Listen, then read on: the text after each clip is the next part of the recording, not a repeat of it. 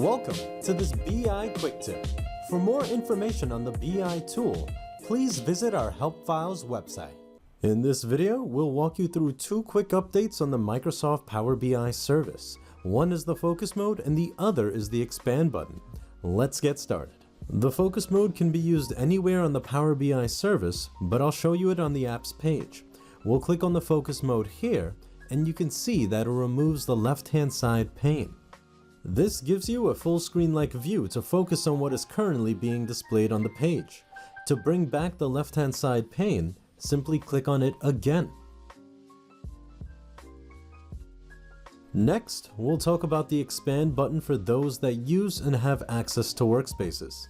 Let's click on workspaces here, and we can see that we can't view all the names being displayed.